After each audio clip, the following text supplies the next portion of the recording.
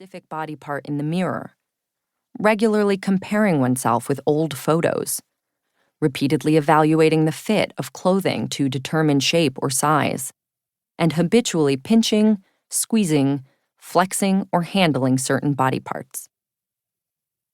My clients were desperate to get a better body, but only because they believed a better body would offer them relief from the exhausting and uncomfortable parade of negative body image thoughts, feelings, and behaviors.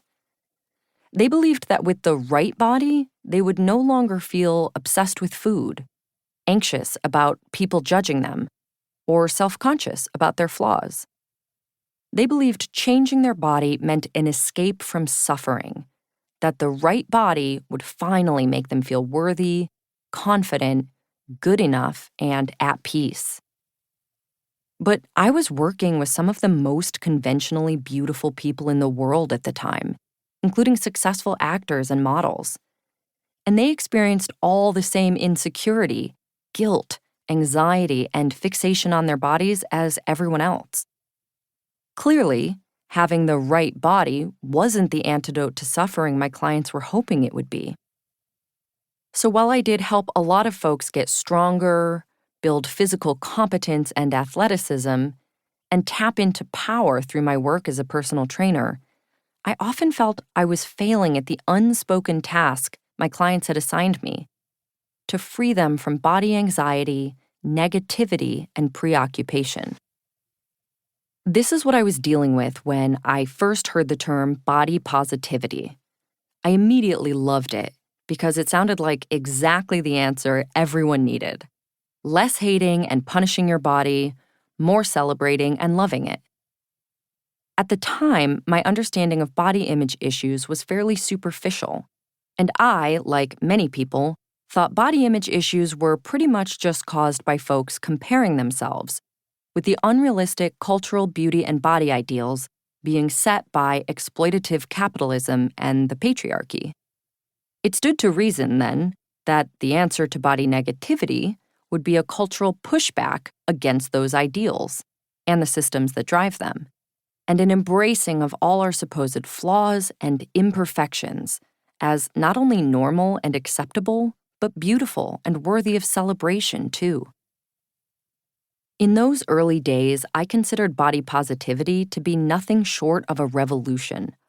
We were waging war on the forces that made us feel insecure and hate ourselves, and I had fully bought in.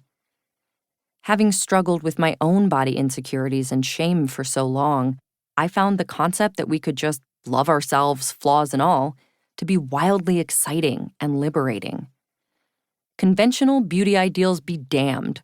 We can reclaim our confidence. The only opinion that matters is our own. Every body is beautiful and worthy. I dove into the social media #body positivity scene and consumed everything. I reposted photos of women embracing their roles and dimples and other imperfections, and shared photos of my own, with captions that said things like, "Bloating is normal and all bellies are beautiful," and "This is my cellulite, but I prefer to think of it as fancy fat because the pattern is so pretty and lace-like." Messages and comments poured in every time I did this, from people who both admired my courage in showing myself in such an unflattering light and felt inspired to let go of their own body hate.